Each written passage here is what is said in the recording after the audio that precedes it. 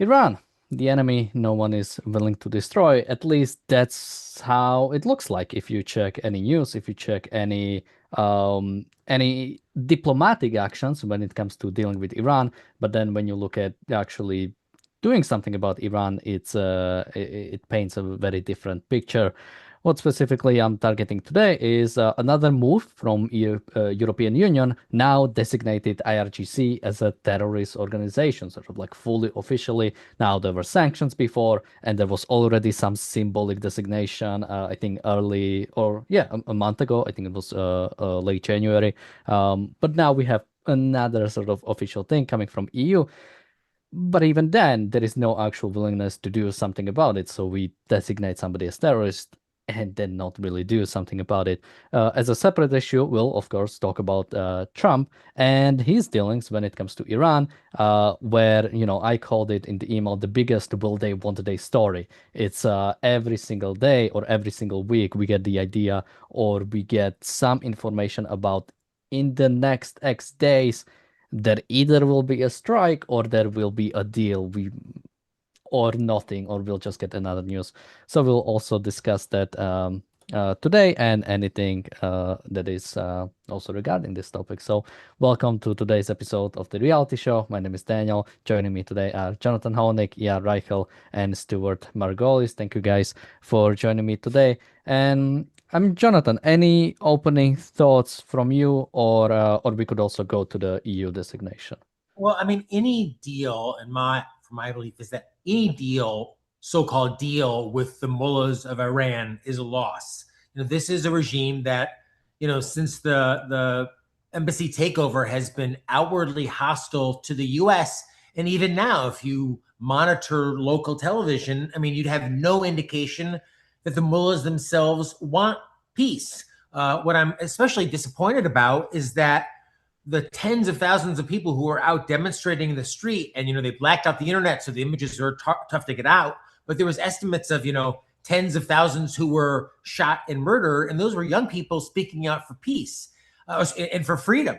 And that's why I'm so disappointed in the president, who in effect tweeted out that help was on the way, or if he turns around and sells them out and cuts a deal with the mullahs of Iran, I mean that's like the ultimate betrayal. Yeah, any opening thoughts from you? Yeah, this regime should have been removed at the same day or the day after basically the hostage taking in 1979.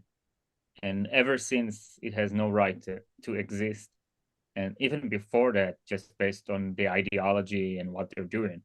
But this was basically the first action that actually made it justified for every nation around the world, every free nation, to basically take down this regime. This regime has no rights, has no justification, and it is ought to be eliminated as soon as possible. Stuart, any thoughts from you? Yeah, I agree with Jonathan completely. I think the idea of making a deal with this regime is just morally insupportable. The regime has to go.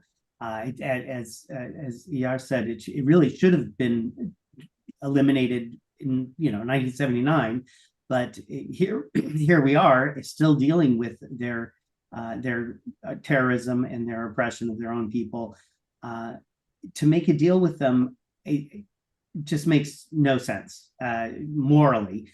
I'm sure there's all kinds of realpolitik reasons that the elites will give us for why it makes sense to just keep this existing regime. But for us as objectivists, as people who understand individual rights and the nature of sovereignty, this is not a legitimate nation. It has never been a legitimate nation, and regime change is the only thing that makes any sense.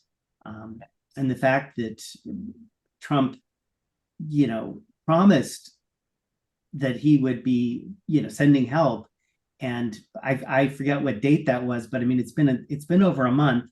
In the meantime, it seems that tens of thousands of people have died, at least partly based on that promise of help coming. It's horrific. It's terrible. Even if Trump did do something now, The delay has literally cost tens of thousands of people their lives. It's terrible. Of course, I am hoping that he does, however belatedly, do something. But the fact that he's still talking about, oh, we're close to a deal, we're working on a deal, it's disgusting. And can I quickly just add one thing? This is something that Miss Rand was asked about famously on one of the Donahue shows. One of the audience members asked her about the hostage situation, and I'm paraphrasing. I encourage everyone to go check it out. It's on YouTube now, but yeah, she basically said exactly what Yar said, was that if you didn't go in the first or second day after the hostages were taken, Miss Rand said something like, you're going to be paying for it for decades. And she was exactly right on the money. We have been paying it for decades. And Yeah. I want to add, Sure. I want to add on Stuart. Think about what would have happened if last June in the 12 days war, Trump or the US administration would not have stopped Israel, and Israel would have gone all the way and removed this regime. Think about the life, just in this concrete case, just like the past demonstration, think about the lives of tens of thousands of innocent Iranians that would have been saved if this regime would have fallen. But nobody makes this logical connection.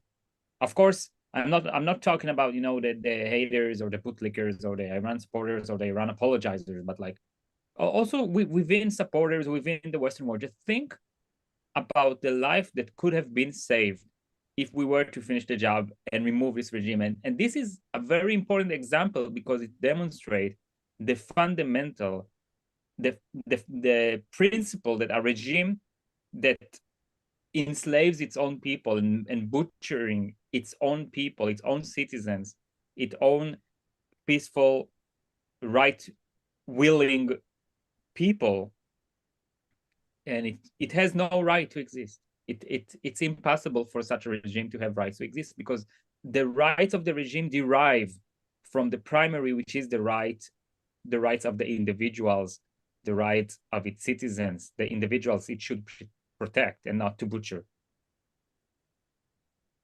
Yeah, you're right, of course, but nobody understands where proper sovereignty comes from. Unfortunately, I mean, virtually nobody. Yeah, and since we are here, I'll actually bring up something I wanted to bring up later, but people are also bringing it up in the chat, and it's the idea, well, what will happen after that? What if something worse comes into power? What if something we don't expect comes into power? And here, I think the main thing that has to be mentioned always is like, Iran is a threat to us right now in the same way, we always bring up examples of Nazi Germany and the Empire of Japan, right? What would come after? I mean, even in the Nazi regime, even in the Japanese Empire, there were worse people than Hitler, right? There were worse people than the actual sort of like current leaders. And I'm sure there are worse people inside of Iran, but that cannot stop us from dealing with the regime, because what is the alternative? Okay, let's say Iran is or fallout from Iran falling apart could be worse. So what is Iran now ordained to basically live forever, to continue supporting their proxies, to continue killing Americans, to continue killing Western people, to continue attacking international shipping, blocking shipping in the region? Like, at what point do we say it stops? And even then, right, does it mean they can now acquire nuclear weapons? Because big part of what we are advocating for is Iran shouldn't acquire nuclear weapons. What happens if they do?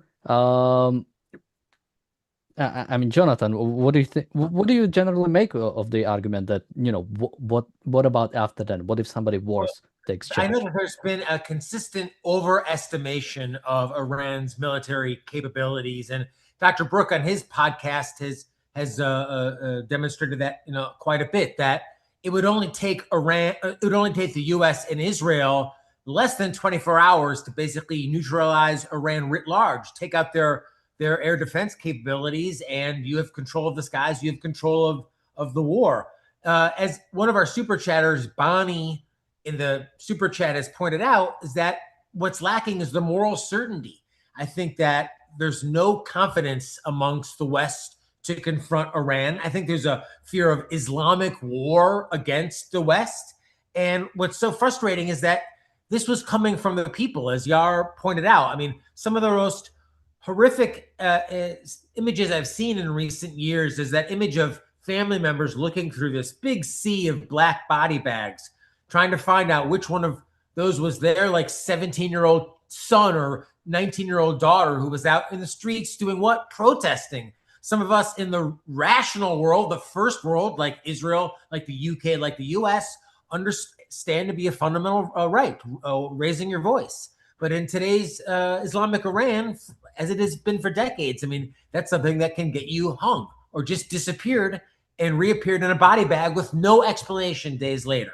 So as Yara pointed out, and as Miss Rand pointed out, you know, a renegade regime like this that has no respect for the rights of its own citizens, let alone its neighbors, does not have any sovereignty.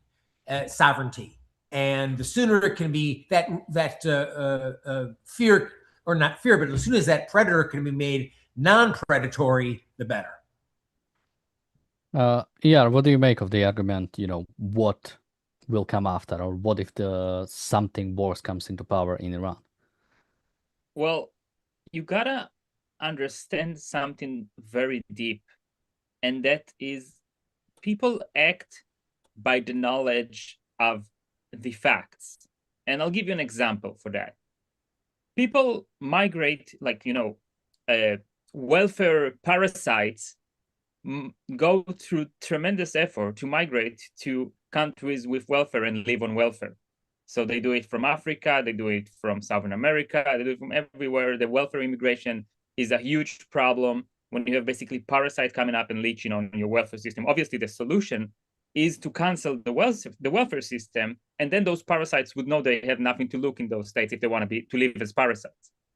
So if countries would know, the citizens would know that a tyrannical regime would be removed, and if you support a tyrannical regime, nobody will come and help you. Nobody would come to feed you, and there would be consequences. Such tyrannical regimes would not rise. You gotta stop giving people those moral discounts as if, oh yeah, they'll just bring up another dictatorship and then we'll have to support him again. No, just take down the tyrannical regime. If another one comes, make it even a harder attack, and the citizen will suffer from allowing such a regime to rise. And then you can either, by the way, you can also just say, take down the regime, establish a military control, and appoint your own people or whatever chosen people, force a constitution on the defeated nation, and make sure it will be a right respecting nation.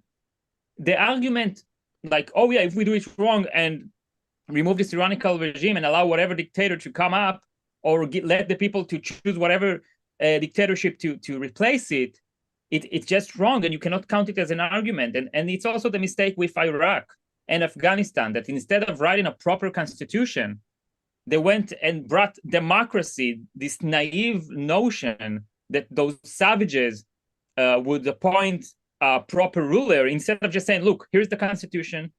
Human rights are non-negotiable. They're not open to majority vote.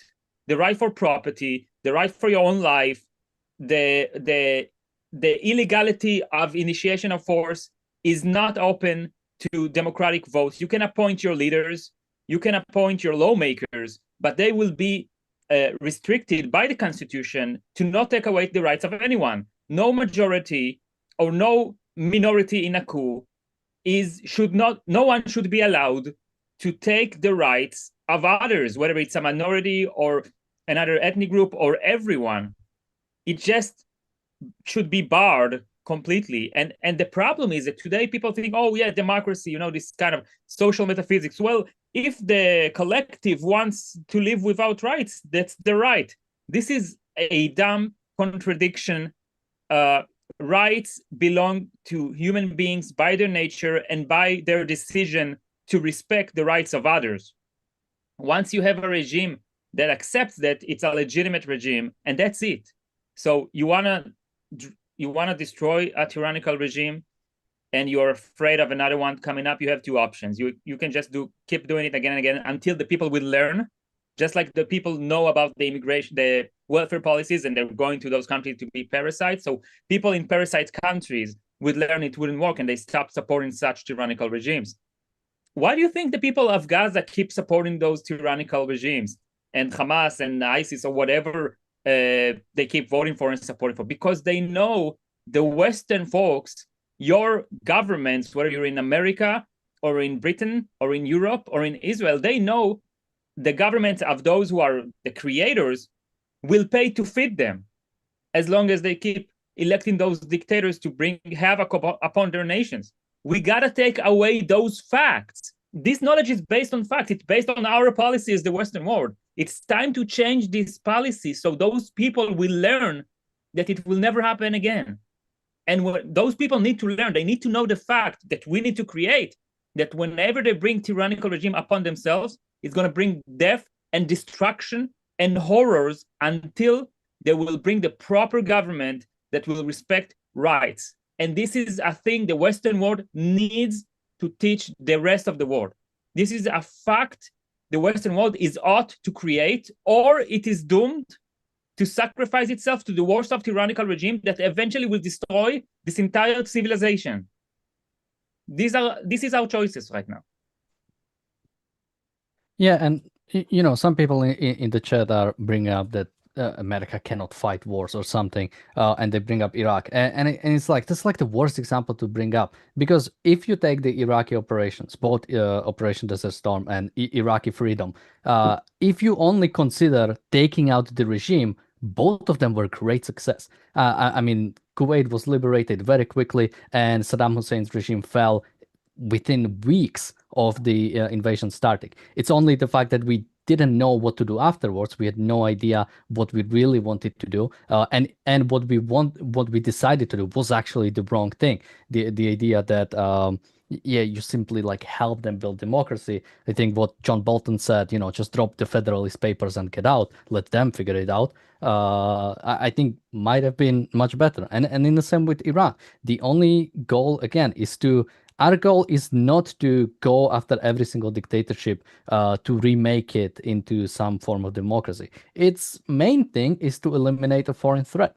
That's why, and I want to bring it up now, that's why even the designation of the IRGC as a terrorist organization, when I looked into the decision, it's also a problem, because it didn't come from the threat IRGC poses to EU or America or other nations. It came from Iran oppressing their own citizens, which, still is a problem, but isn't something that should be like the main reason why we are involved in. Again, it's not our purpose to go and save every single person around the world. But when it's threatened, and that's why RGC should have been a terrorist organization from day one, because it's a threat to Western nations, not because it's a threat to its own citizens. Of course, it's a threat to its own citizens. Stuart, any thoughts on this one? Yeah, well, it's there's just an ongoing evasion of the threat of the fact that Iran has been a threat to Western society since 1979, but nobody wants to acknowledge that. They evade it. But in terms of the question about what comes next. I mean, I do think it would benefit us. And again, the focus needs to be, what is in America's self-interest? How do we eliminate a threat and eliminate it long term? And I think from that perspective, it would behoove us to have some sort of plan in place. I don't know that you could cut and paste it, but the fact is we did a really good job in post-war Germany and Japan of recreating those societies in the mold of a proper, liberal Western constitutional democracy. I mean, both of them, of course, are flawed, as is the U.S., but neither has ever been a threat to us again, and that's what the focus should be. So, yeah, I think having a plan like that for Iran would be a good thing. It would be in our self-interest. But I think the fear of, something worse, I mean, that would paralyze literally action about anything. Change always comes with risk. but what's the alternative? Never change anything? And potentially think of how much better it could be. I mean, I remember Dr. Brook making the point. He thought that the fall of the regime in Iran could be the equivalent of the fall of the Berlin Wall. Right. And how amazing would be if those however many tens of millions of Iranians would say to Israel, like, assume us, and if they want to follow any particular religion, or you can do that in a free country like America or like Israel, like the UK. You can follow whatever religion you want, but it's not a state sponsored religion in which there's a moral dress code and morality police that go around beating people in the street. So I just think of how many young people could live modern, successful, productive lives. I mean, the difference between Japan pre and post World War II. Japan ultimately prospered as a country tremendously. Standard of life went up everywhere because they got the right ideas. So there's that sense of, oh, what if we got something worse? Well, what if you got something a lot better, like a free Iran where people were on even a basic level free to pursue their own selfish interests and succeed? Yeah, and somebody in the chat brought up Iran would be a liberal dictatorship to work, which liberal dictatorship is kind of an oxymoron. But let's some kind of like Western dictatorship or Western aligned dictatorship. And to some extent, I would say if that is what is needed, that might work. I mean, just a reminder: South Korea, Taiwan, and even Spain were dictatorships after World War II, and slowly changed into democracies. All of them without any without any wars, simply from I think natural pressure. I mean, the fact is that Western style of governments are the only governments that work, and work by I mean being practical, being close to actually living a proper life, to living a free life. So when it comes to Iran and the Shah regime before, that is what you could kind of describe as like a Western aligned dictatorship. It I think was an authoritarian state to a large extent, but it was getting better. It was being liberalized. It was getting more democratic. If that had its sort of natural course, wasn't interrupted by the revolution, maybe today you would have a free Iran. Today you would have some form of, like we say, actual liberal democratic state. Yeah, any thoughts on, I guess what type of government Iran would be?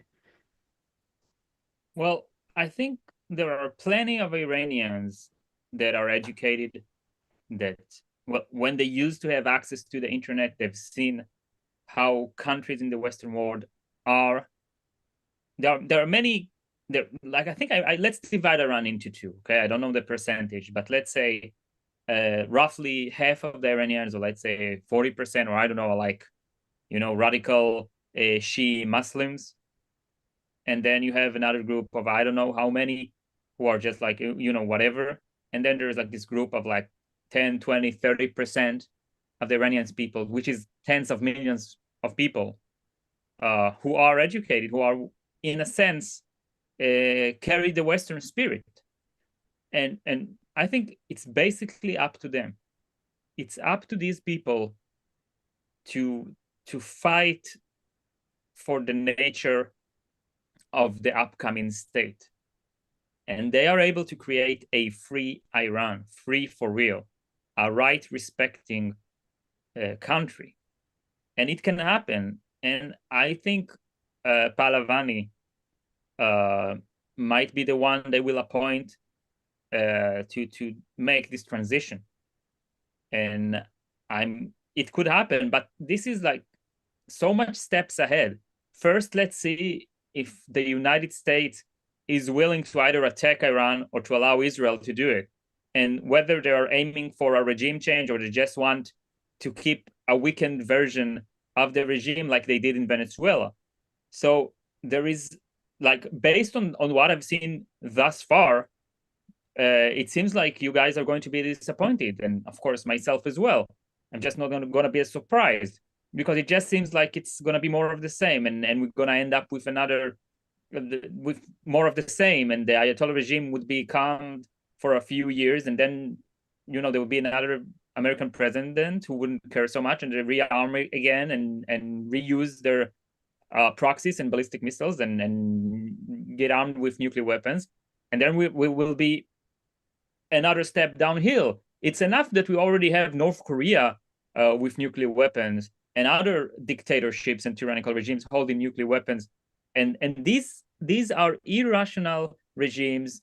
Basically, they are led by monsters, by people who are extremely evil every part of them is corrupted by the nature of their position and the state they're ruling. It's not even like a psychological assessment or something, just like this position is corrupting, because everything is run by force, and you need to you basically everything is going downhill, and as such a leader, everybody can betray you, and you need to show everyone how cruel you are, or you'll be replaced by a crueler dictator. That's how it works. So you have these kind of people holding these kind of arms, risking the entire Western world. Whenever they'll have a crisis, they'll just shoot a nuke at you. Well, then what you do? So this is just insane that we allow such a regime to keep on existing and attempting to acquire nuclear weapon. I remind you that even before the 12-day war, Iran has shot a ballistic missiles barrage against Israel, and they're standing behind Hezbollah that killed hundreds of Western soldiers, American and French, and they are behind the kidnapping of 54 U.S. citizens in 1979, and they also have a major role in making 9/11 happen. So, like, what are you guys waiting for? And to your point, I think once they do acquire a nuclear weapon, which has been their stated interest and their effort for years now, that really does change the game. I mean, right now, again, I'm speaking a little bit out of my area of expertise, but Israel and the U.S., with even a modicum of effort, could, I believe, completely cancel Iran's ability to make war within 24 hours. I think they could completely eliminate all their missile capability, all their military capability, actually with relative ease. I mean, we've seen the military support of Israel when left open to do so in recent years, and certainly the U.S. And given the size of the armada that the U.S. has now, positioned within the Middle East, I don't believe that Iran would be any type of a serious threat after about 24 hours of attack from the U.S. and Israel, if that. I want to end on that. So the 12 days war in June, we opened it with a surprise attack, and we managed to kill many of the people responsible for shooting the missiles at Israel. During this 12-day war, we were under a relatively heavy barrage of ballistic missiles, and even with our equipment to basically shoot down those missiles in midair, they have managed to land some hits at us. And if I'm not wrong, we have lost 22 lives. And this was in the first round of like this major Iran fighting. And this was taken into account the surprise attack we did. This time is different. On the one hand, yeah, they're weaker, the economy is weaker. There is a limit to how much they can rebuild. But the element of surprise is completely lost. They know, they have learned about how we defend ourselves from such barrages. They've learned how deep have we penetrated them and probably made some clearing. They've seen how we attack. So I'm not saying we cannot take him down, but I'm saying because we stopped ourselves, now they will be able, probably and unfortunately, at this round, we might lose a lot more people for nothing. So we better just finish the job here. This regime must go, and whatever comes after it will, we either help a better regime to come, or we'll have to keep fighting until they learn. But we cannot allow this regime to remain, and this is crucial. This is death marching not only to destroy itself, but to destroy the Western world as well. And I want to say something on a different note, but it teaches me a lot. Like 25 years after 9/11, New York City has elected Mamdani. And this teaches me about the damages Islamic terror did to the world. And it's so destructive because most of the Western people are unable to admit that there is a major significant problem with Islam as a political force. And they cannot admit it. So they're bringing it on themselves and letting Islam take over. And the taking over is actually faster wherever Islam strikes with violence. So this is very dangerous. And I just want to say, I've seen in the chat people are asking about me talking about the Iranian involvement in 9/11. Well, there is evidence that basically those who flew the airplanes into the buildings, the terrorists and their supporters, has been through Iran, and Iran kept it in secret and did not stamp their passport. Basically, this means that Iran knew they were knew to keep them off the scope of whatever the West or whomever might find out about this operation. And this is just one of many evidence that Iran is basically, the Iranian regime is a part of the preparations towards these attacks, and you can read about it online. So yeah, Iran is also a major part that led to 9/11 directly, and also indirectly by supporting Islamic terror against the West. Just like the communist revolution in 1917 powered all of those aspiring dictators to come and take over via altruism and collectivism, the 1979 Iranian Revolution inspired all of those jihadis to come and take over countries and fight the West, because they've seen how the Western world reacts to such a thing. Not to mention that Iran is sponsoring terror, is the #1 sponsor of terror as of today. Most of the Islamic terror around the world is funded by Iran. Yeah, and I mean, you mentioned Islam, and there is something I've seen recently on X, and I found out there is also a YouTube account, and I was really surprised. There is this person called Muslim Mom on X, and she also has a YouTube channel, and she basically is like a full-on Islamist. She appears on video in like full, completely covered, and speaks nicely about Tucker Carlson, speaks nicely about Iran, probably, and doesn't have a nice opinion of Israel. And what I was surprised by, she has British accent.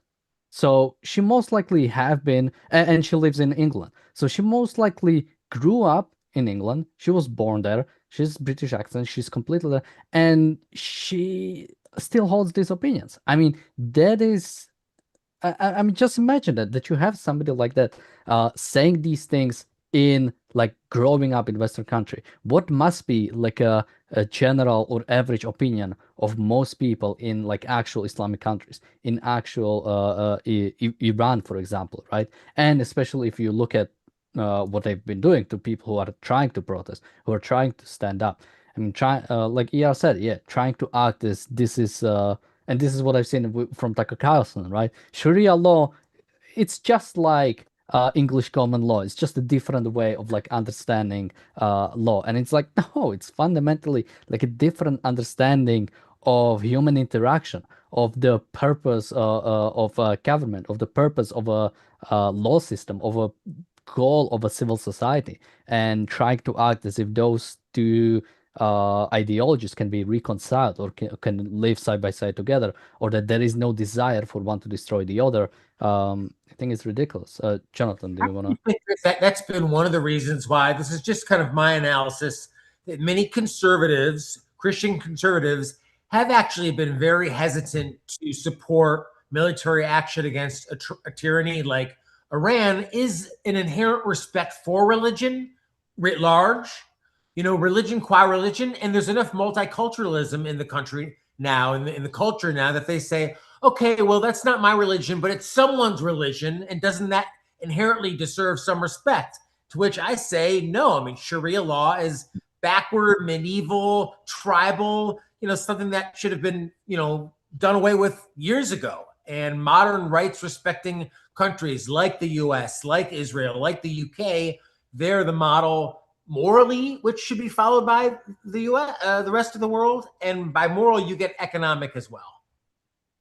Yeah, and I want to go to Stuart, but I'll bring up one more thing from the EU. So this is from the European Commission spokesperson, Anouar El Anouni. He said, we are encouraged by the reported progress in diplomatic talks between the United States and Iran. He also said it is high time for Iran to show it is serious in addressing the concerns of the international community. And again, this is this sort of like, what are we talking? Like, what does Iran have to do to make us believe that they want to destroy us? Like, what do they have to do? Like, what amount of evidence do you need from them when it comes to enriching uranium? By the way, unlike Israel, Iran is actually violating the International Atomic Agency guidelines, or sort of the non-proliferation of nuclear arms treaty, because they are a signatory and they are developing nuclear weapons despite the actual treaty that they signed on to. So, that's one of the reasoning for the sanctions. But again, we are acting as if, I mean, that's a question for you, Stuart. Like, what does Iran have to do? Or any dictatorship? What does Russia, what does Iran, what does China, what do they have to do to make us believe that they do not want like a friendly relation? They do not want just a civil contact with Western states. I think it would take them actually physically invading the US. That might convince people. But yeah, I mean, as I said before, there's this active evasion of the nature of these kinds of regimes. It comes from this multiculturalism, this idea that, every culture is valid, and yeah, they have a different way of doing things, but that's just the way they do it. Who are we to criticize? Even when their way of doing things involves death to America, which is explicitly the slogan of the regime in Iran. But yeah, you're right. That is not enough to convince people that they're actually a threat.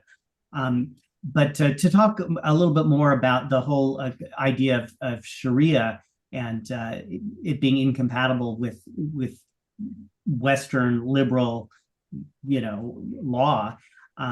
Yeah, there's definitely this part of conservatism which seems to be growing, that has actually a respect for Sharia. There's this pastor that Pete Hegseth had lead a prayer at the Pentagon, Doug Wilson, and he's advocating for biblical law to be the law in the United States. He thinks the US should have essentially Christian Sharia.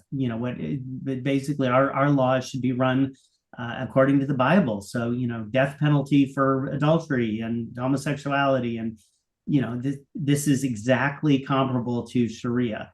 And the fact that there are Christians who think that's a good idea, if you believe that, then why would Sharia, you don't like Sharia because it's not your brand of mystic nonsense.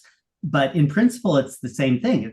When you combine multiculturalism with this, then it's okay, well, that's just their version. So they have the right to do. If we have the right to impose this in the US, then they certainly have the right to impose it in Iran.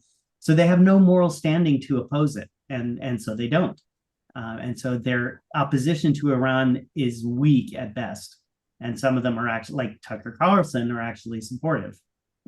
Yeah, and again, when it comes to even these religious courts or Sharia law specifically, people who are calling for it are not demanding simply a presence of those courts. They are demanding that to be the official thing. Because when you go into the US, you have Islamic courts, you have Jewish courts, you have Christian courts. Like, if you want to have specific arbitration, I think especially it applies to divorce in all three: Christian, Islam, and Judaism. Like, you can go to that arbitration court. It doesn't supersede the actual law of the land, because it has to still go by, which is a great thing. It means, if you want to arbitrate specific thing according to some religious doctrine, think it's your right, but you don't have like you cannot do something that would violate rights. So if you wanna divorce, make some divorce proceeding according to some religious law,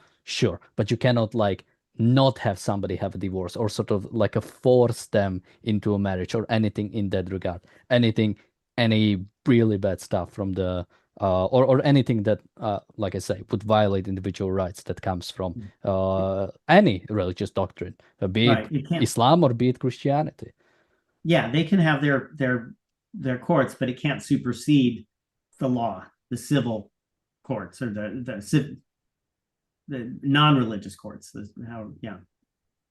And thank you to Gail for the generous super chat. And thanks to all of our contributors, because, you know, Daniel and the gang are here 7 days a week with original programming inspired by Miss Rand's philosophy of objectivism. And that's the biggest network for objectivism in the philosophy's history. And we're only able to do it, you know, $3 and $5 at a time. So don't be a freeloader. Support what you get a value from. And thanks for those of you who do it, especially on a monthly basis. We'll put a link in the chat for more information on that.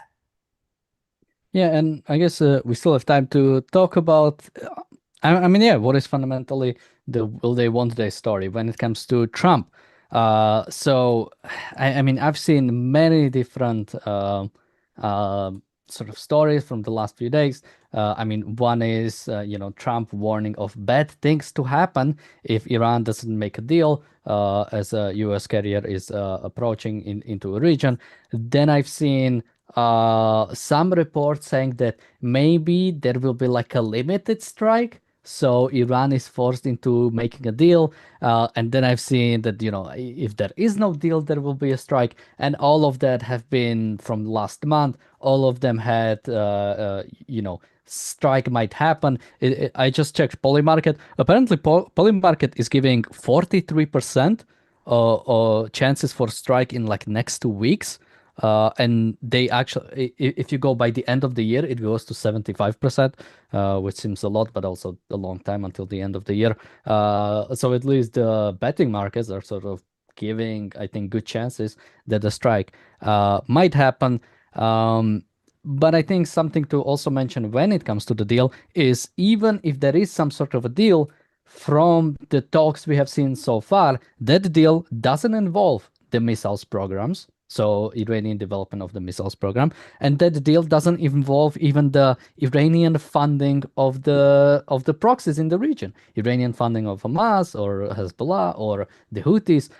None of that would be involved in the actual deal as it is being spoken to right now. So as of right now, we cannot even get Iran to the table to specifically only limited talks about the nuclear program, and that's already a bad deal. And the idea that we wouldn't get those sort of things, I mean, Jonathan, my question would be, what is like the indecision? Why are we still talking about the deal? I mean, somebody, you know, we have somebody in the chat who always brings up things like, you know, invasion of Kuwait, like the planning took 6 months. But when it comes to like dealing with Iran, Trump himself had over a year. American state had what, like 50 years to prepare for this. Like, I don't believe that only like 2 months ago we've decided, hey, wouldn't it be a good idea to like do something about Iran? And we are like still in the preparation phase. Oh, I'm really fearful of a deal. And it reminds me of Miss Rand's line, and correct me, I'm probably butchering it, but something to the effect of any compromise between the good and evil, it's only evil that can prosper. And who benefits from a deal? Only Iran benefits from a deal. And what's amazing is how many presidents, even in my lifetime, I feel like have been, you know, they've gotten that deal with Iran. So, I mean, Biden himself for years crowed about the supposed non-proliferation treaty that he signed with Iran. But, you know, here we are once again with Iran, you know, banging down the doorstep of a nuclear weapon. So any deal only helps Iran. It's only altruism, I think, on the West part, self-sacrifice. And, you know, it's only our own willingness to let Iran live is what our threat is, in effect. You know, it's like only our willingness to look the other way to evade reality of a really, truly hostile threat that keeps it so present in all of our lives. Yeah, any thoughts? Well, I've said it and I'll say it again. This regime is illegitimate. The Western world is out to take down this regime. This regime is a risk to the lives and freedom of whomever is alive and free today. So this regime is out to be taken down. And once again, this is, if you care about the Iranians, it's one of the best things you can do for them. And it's also in every free person's interest, especially Americans. Stuart, any thoughts? Yeah, I agree entirely. The whole idea that we're even pursuing a deal is it's just wrong. We have nothing to gain from this deal. It just gives Iran a chance to regroup, and we've seen in the past, but nobody ever learns from the past that we've had, how many non-proliferation deals have we had with Iran? That we always end up back at the same place because it's an evil regime. Their goals are evil, and our unwillingness to confront that and deal with it is just going to keep putting lives at risk, but both the lives of the citizens in Iran who long for freedom and everyone in the Western world, especially, of course, Israel, who's the closest to, people in the US probably don't have much to really fear in terms of existentially. But there should be no deal. There should be no talk of deal. Regime change is what needs to happen. And that's kind of what, I guess he didn't explicitly say it, but Trump's whole, help is on the way. I don't think he was saying, soon we'll have a deal. How does that help these people out in the streets wanting their freedom? Maybe he was talking to the regime. Maybe so. That makes more sense, really. No, I think a deal is just terrible. It should not, that should not be what the US is pursuing at all. But here we are. So we did a episode on tariffs that were just overturned by the US Supreme Court. And we also have on Truth Social a response from Trump, which is very long. And I don't know if we have time to cover, but I do want to read it because it seems a little bit crazy. And maybe we can get some quick comments from people here. So this was Donald Trump 17 minutes ago. To show you how ridiculous the opinion is, the court said that I'm not allowed to charge even $1 to any country under AIPA. I assume to protect other countries, not the United States, which they should be interested in protected. So already accusing Supreme Court of protecting other countries. Continuing. But I'm allowed to cut off any and all trade or business with the same country, even opposing a foreign country destroying embargo, and do anything else I want to do to them. How nonsensical is that? They are saying that I have the absolute right to license, but not the right to charge a license fee. What license has ever been issued without the right to charge a fee? But now the court has given me an unquestioned right to ban all sorts of things from coming into our country, a much more powerful right that many people thought we had. This is long, and I'll put it in the chat, and people can check it out. But essentially, Trump is claiming that the Supreme Court has given him to right, a broad right to basically ban all trade with any country for any reason, instead of what it actually did was take one specific, basically disallowed him to use AIPA from using it as tariffs, and basically declare emergency for any reason and used it as a justification to bring tariffs in. Jonathan, you didn't have time to check it out, but any just quick comments on this one? I wrote an article for Capitalism magazine in 2011 entitled "Donald Trump is not a capitalist," and both of his terms as president, I think, have continued to bear that out. You mentioned it before we started the show that you might have some comments. So any thoughts on this whole thing? Well, tariffs is bad.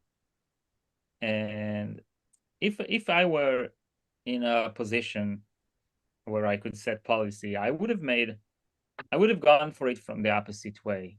And then I would make an alliance of free countries and every member of this club is basically has to cancel all tariffs on the members of this alliance, club, whatever, and then countries would actually like to join, and let's say countries like China or Russia could not join such a club until they become a rights respecting nation, and then those it will get all of the goals.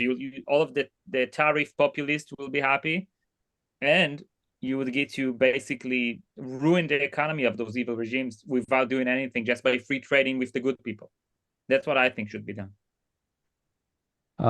Yeah, I think, isn't that the stated goal of the World Trade Organization?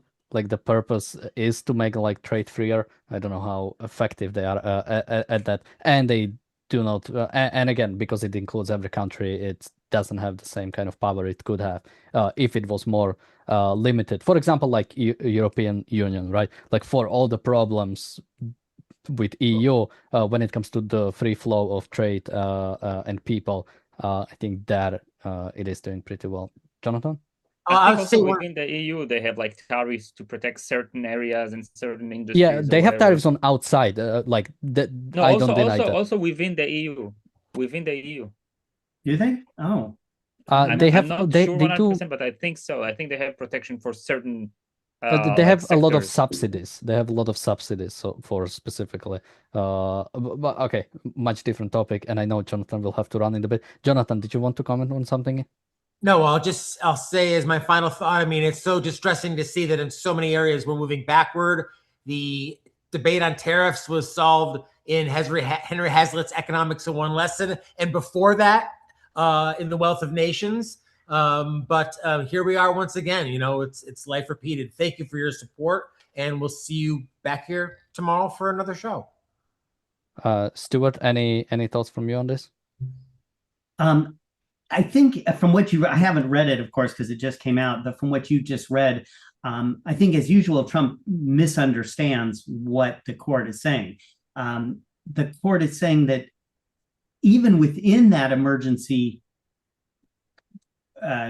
powers, you know, he doesn't have tariff power. What he would have is, you know, essentially veto power. If you know, but that leaves aside the whole issue of the president doesn't get to just arbitrarily decide something's an emergency because he doesn't like a particular country or he doesn't like how they're conducting their trade or whatever. I haven't read the Supreme Court decision and I haven't read exactly what he said, but I'm hoping that they're saying, you know, you can't just arbitrarily, you know, use emergency and then start.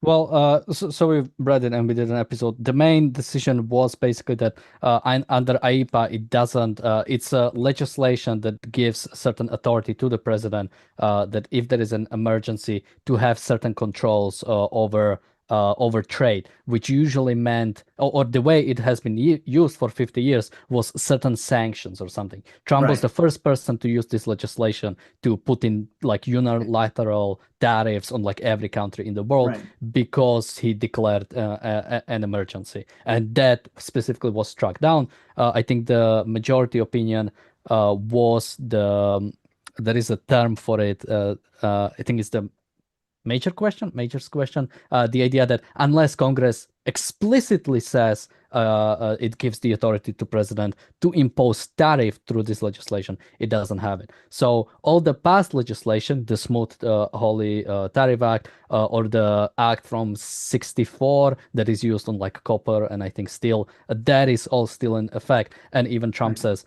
he'll use this legislation now to basically put it forward. But those ones are more limited. The older ones are basically much more limited in how much you can give and how long you can give it for. With this legislation, because Trump was the first one using it, he could do 1000% for infinite amount of time and justify it. So that specifically was struck down. So basically, if people remember April 2nd, the big board he had, all of those came out under that legislation. So all those tariffs are basically gone, and also they have to return the money to the people they took it from. So hundreds of billions of dollars should go back to the American people. Yeah. Wow. Yeah. Well, I think it absolutely was the right decision. And but we'll see if Trump actually does it, if he actually abides by it. It'll be interesting. Well, from what it looks like, it might be that he might abide by it, or he will abide by it from what I'm reading. Although, funnily enough, he in the chat, it's in the Truth Social he posted, he talks about how stock market has been reaching record highs under these tariffs, and of course ignoring that when this decision came out, the market went up like 2% as soon as the decision came up. Well, with that, ER, any last thoughts from you, and where can people find you? I'm Iyar Reichel. I'm an associate of the Ayn Rand Center Israel. You can find us on YouTube, and you can go to aynrand.org.il/about to read more about us. I'm also the head of a movement called Victory Now, which we have released this wonderful book, which presents a moral case for the West to defeat Islamic tyrannism, and it shows how we were properly fighting in World War II and under what principles, and how to win today. It is possible and it is necessary. If your life is important to you, you have to take down those major risks that is currently taking over the world, and you can see it all around you. Stuart, any last thoughts from you, and where can people find you? I think I've said everything I needed to say. I do have a Substack, stuartmargolis.substack.com, and I'm a dinosaur. I'm on Facebook. Check me out there. And Jonathan, Daniel, I forgot to mention the address of our website. It's www.victory.now. Yeah, and people will be able to find all of that in the description, including Jonathan's, who had to leave a bit early. Oh no, on time. I mean, we are running a bit over. With that, thank you guys for joining me today. Thank you everybody for watching. We'll be back tomorrow with more shows. Until then, bye-bye.